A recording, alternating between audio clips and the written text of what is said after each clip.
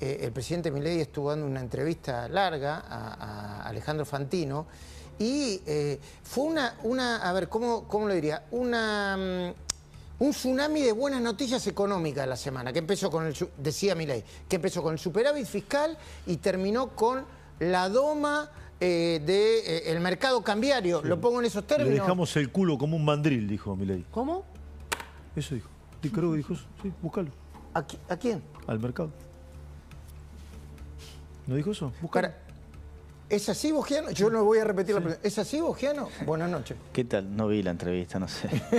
Yo sabía que iba a decir, pero... Sí, pero ¿qué? Mira, fue un buen comienzo. Mira, no sé, tengo que comentar de algo que no vi. No sé.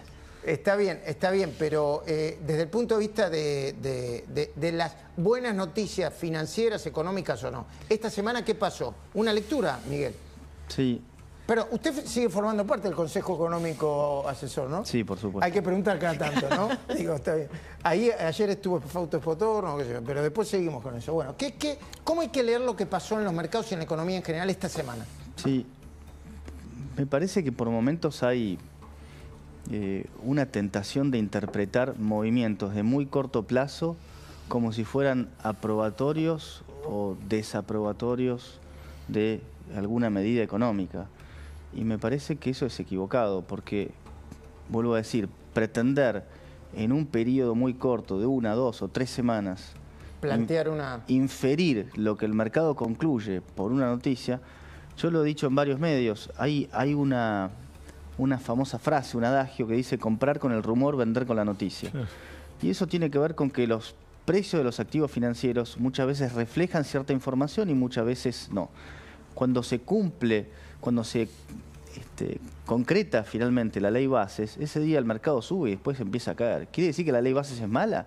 No, quiere decir que probablemente todos los beneficios de la ley bases ya estaban trasladados a los precios del mercado. Es cierto. Ahora sí. Vuelvo ahí a lo que vos preguntabas del dólar. Sin embargo, yo te voy a dar mi interpretación de por qué la noticia del dólar sí se reflejó de manera inmediata, porque es puntual por lo siguiente. ¿La suba del dólar?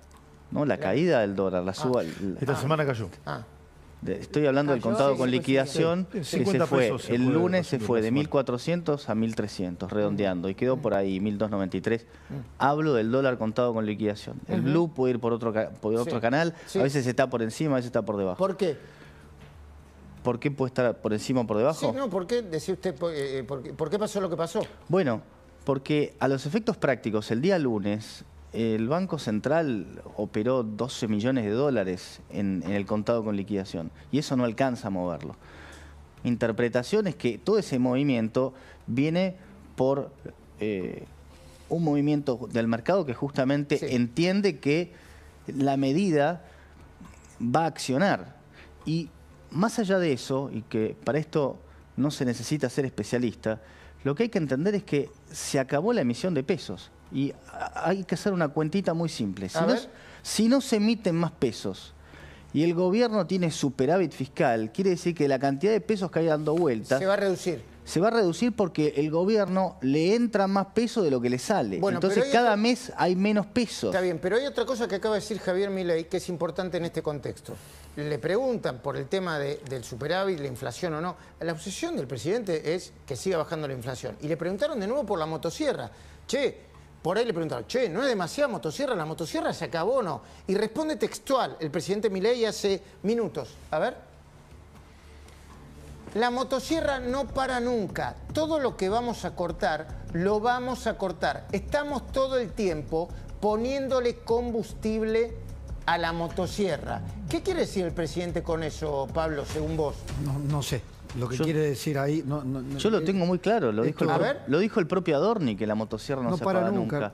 Porque además el objetivo que está en el Pacto de Mayo es justamente volver a un gasto público sobre PBI del 25% y todavía estamos muy lejos. Que las deudas se paguen con superávit. El ajuste sigue, dice...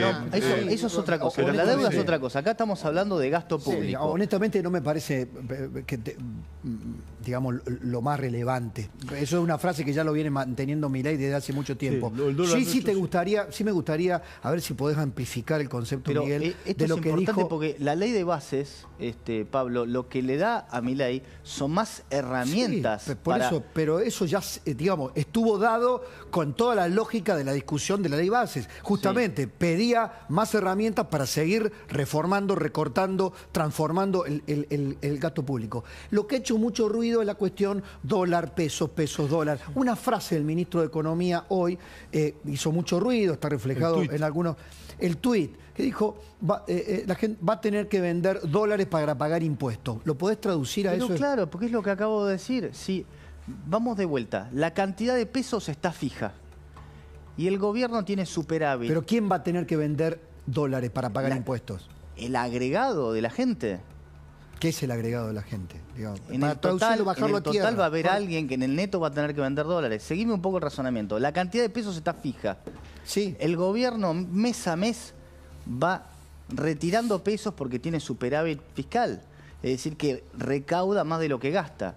Ahora, en el momento que al gobierno le tienen que pagar los impuestos, ¿sí? La gente va a tener que vender el canuto para pagar impuestos. Porque no va a haber pesos. O va a tener interpreté que, eso. o liquidará títulos que tengan pesos o liquidará plazos fijos, pero de algún lugar tiene que sacarlos. A Y ver, como hoy como le se preguntaba sabe lo que hay un mismo, montón de Camila, dólares dando y- vueltas, al final en el agregado lo que pasa es que vas a tener que vender dólares. Pero entendeme la lógica de la pregunta. Esto no es una inversa de la dolarización, porque a lo que estamos entonces ahora volcándonos es a revalorizar el fortalecer el peso. peso. No, claro. pero un momento, como el porque peso- acá parece, déjame acá razonar, parece que... déjame razonar.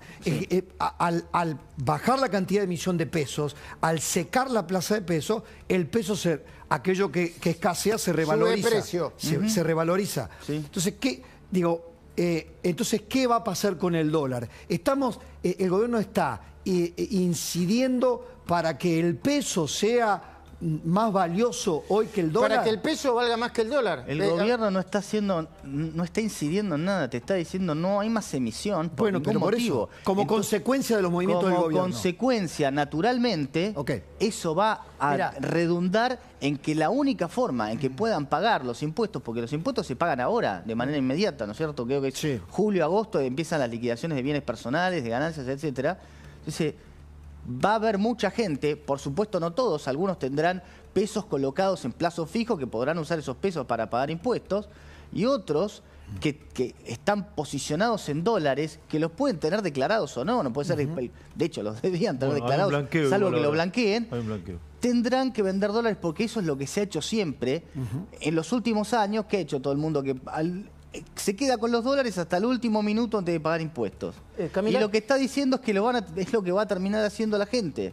Bueno, Miguel, yo me parece que tiene razón. las últimas señales claramente indican que la dolarización quedó archivada, casi que más que postergada. La revalorización del peso implica eso.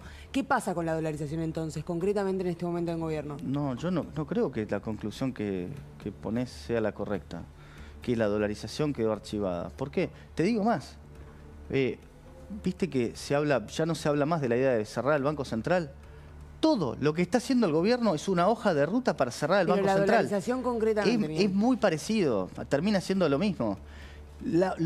Mira, hay unas confusiones de que, bueno, no, el Banco Central no va a poder comprar dólares, entonces ¿cómo va a poder pagar los cupones? Es que el Banco Central ya no compra dólares porque ya no tiene pasivos remunerados. Eso se lo pasó al Tesoro. El Tesoro tendrá que comprar dólares con los excedentes de pesos.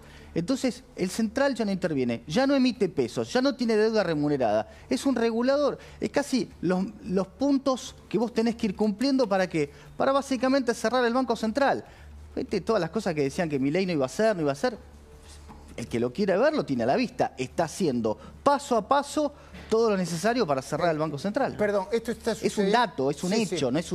no es una fantasía mía. Vuelvo un segundo a la actualidad porque está sucediendo ahora. Es la marcha del león.